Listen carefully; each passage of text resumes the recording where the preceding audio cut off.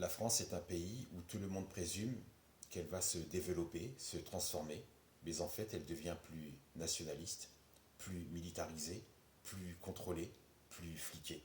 Avec un chef d'État actuel qui à l'origine est un banquier, banquier libéral, capitaliste, intolérant et autoritaire, et qui change continuellement de décision quand il exprime son opinion, sa position, et qu'il fait tout et son contraire.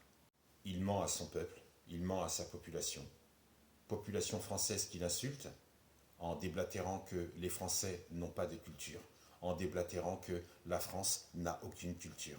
Un opportuniste qui a su séduire ceux qui l'ont placé où il se trouve aujourd'hui, ceux qui ont su manipuler les votes, ceux qui ont su manipuler les élections. Avec un taux d'abstention très fort, se faire élire par une minorité qui ne représente pas la majorité, ni même la moitié, ça s'appelle frauder. La place qu'il occupe, il la doit donc à tous ses potes ultra riches et à un mouvement en marche arrière et une renaissance qui tue le français dans l'œuf. Une population française qu'il méprise et qu'il voit comme de la main-d'œuvre, avec le fantasme pour lui et le cauchemar pour les Français, d'en faire une immense entreprise qui serait esclave de l'Europe, qui serait à la merci de l'Europe et où lui-même en serait le grand chef fédéral. Tous ceux qui travaillent avec lui et qui le soutiennent saignent encore plus les pauvres.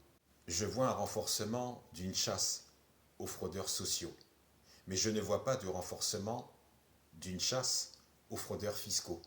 Dans les quartiers, ils ont des chiens pour détecter les drogues, mais je ne vois pas les chiens pour détecter les drogues à l'Assemblée. Couplés avec leurs médias complices, en lobotomisant le cerveau des Français et en nous servant toujours les mêmes plats sur la table, c'est la faute des musulmans, c'est la faute des immigrés.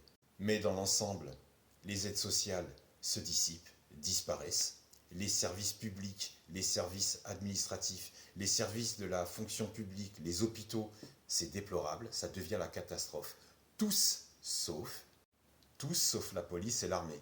Quand on manque de tripes et de courage, on envoie un intermédiaire pour faire écran, pour faire bouclier, sans se mouiller, pour mieux contenir, pour mieux contrôler, pour mieux maîtriser le peuple français. Est-ce que toi, tu as la sensation de travailler plus longtemps, de dormir beaucoup moins, et de voir tes espaces de liberté se dissiper, devenir invisibles ?